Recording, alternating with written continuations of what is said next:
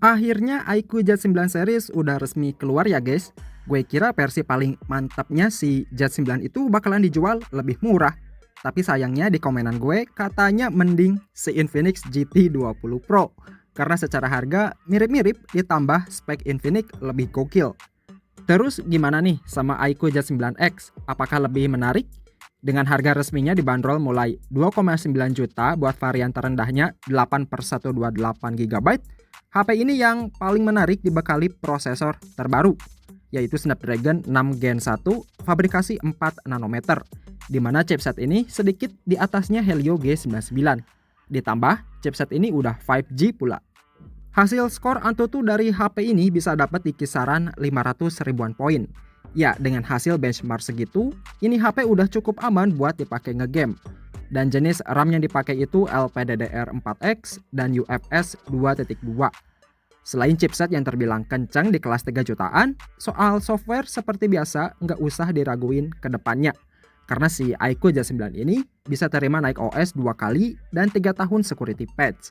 Dengan OS awalnya Android 14 berbasis Vantage OS 14. Kemudian soal layarnya, karena ini HP jajaran Z9 paling rendah, makanya dia pakai panel IPS LCD seluas 6,72 inci, refresh rate 120Hz adaptif, yang resolusinya udah Full HD+, dengan tingkat kecerahan 1000 nits. Menurut gue meski ini IPS, tapi kalau buatan Vivo mah kualitasnya udah mantep, apalagi kecerahannya itu hampir setara sama level AMOLED. Dan keuntungan lainnya kalau tujuan kalian beli ini HP buat digeber gaming, terus sering dibawa outdoor, pastinya jauh lebih aman dan awet ketimbang AMOLED yang rentan shadow. Setuju nggak? Terus nilai tambahan dari HP ini dari segi desainnya. Jadi di tahun ini, iQOO pakai bahasa desain yang mirip sama flagshipnya, iQOO 12, di mana frame kameranya itu dibikin bentuk oval, sama desain bodinya flat datar. By the way, materialnya ini full plastik dengan berat di 199 graman. Lanjut ke bagian kamera, seperti biasa mau varian Z9 atau Z9X ini masih belum dikasih kamera ultra wide dan hanya ngandelin lensa utama 50 megapiksel sama kamera depth sensor 2 megapiksel dan kamera selfie-nya 8 megapiksel. Kalau buat perekaman videonya, HP ini support 4K 30 fps di kamera belakang ya, dan 1080 30 fps kamera selfie.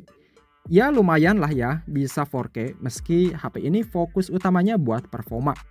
Mungkin kalau kalian nyari HP dengan performa kencang sama baterainya awet, pas banget nih. Soalnya HP ini kapasitas baterainya gede banget 6000 mAh dan kecepatan ngecasnya 44 watt. Dengan baterai segede gitu, udah cukup awet buat dipakai 1 hari full dengan pemakaian berat. Apalagi kalau makainya ringan-ringan aja udah tahan sampai 2 harian guys. Dan buat fitur spesialnya khusus buat harga 3 jutaan, menurut gue tergolong menarik nih. Yang pertama itu dia udah dual speaker stereo, padahal Vivo aja masih demen sama mono speaker.